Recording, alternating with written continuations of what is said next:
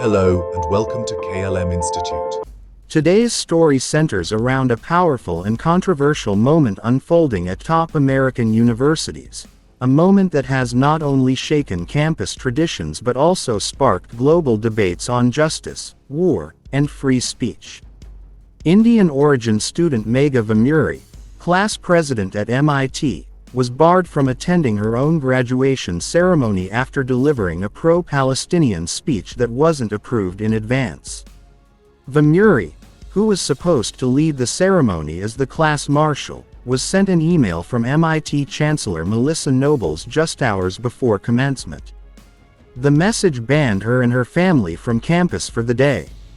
In her speech, Vemuri called out MIT's alleged ties with the Israeli military, accusing the institute of being complicit in what she described as the ongoing genocide of the Palestinian people. She demanded a permanent ceasefire and declared that MIT wants a free Palestine, drawing loud cheers from the audience.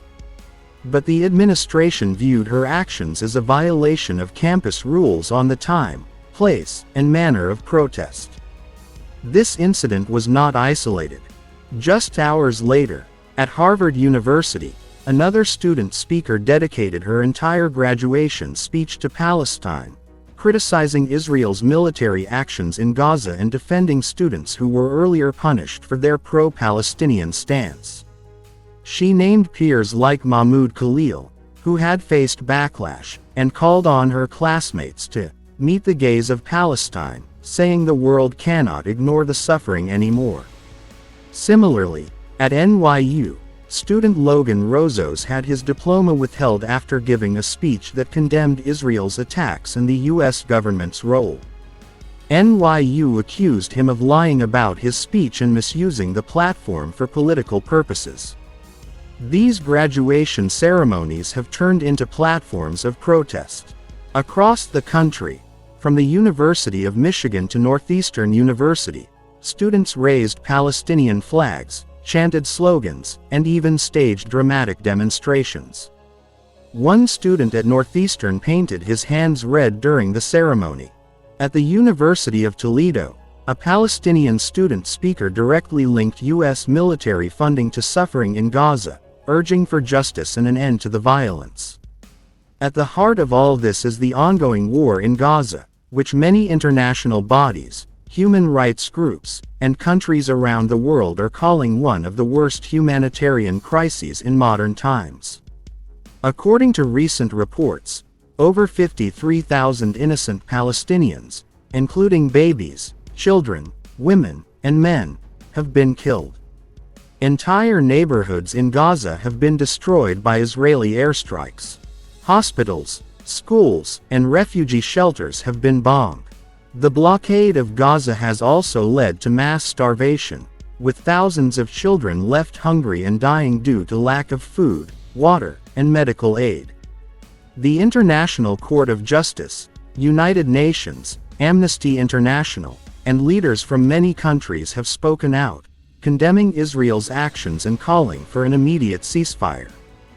The destruction of homes, hospitals, and civilian infrastructure has drawn comparisons to some of the darkest chapters in human history, including the genocide carried out by Hitler in Nazi Germany. Many believe what's happening in Gaza will be remembered as one of the worst genocides ever recorded on video. Critics say Israel is using the war against Hamas as a cover to erase an entire population. Others argue it's self-defense. But one thing is clear: innocent civilians, especially children, are paying the highest price. The U.S. government, under the current administration of President Donald Trump, continues to fund military aid to Israel. Many ask, why isn't the U.S. using its power to stop the war?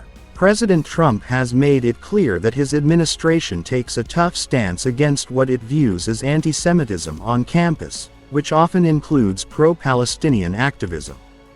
His policies have already pressured universities to take action, including cutting funding if they allow what the administration deems as hate speech or anti-Israel demonstrations.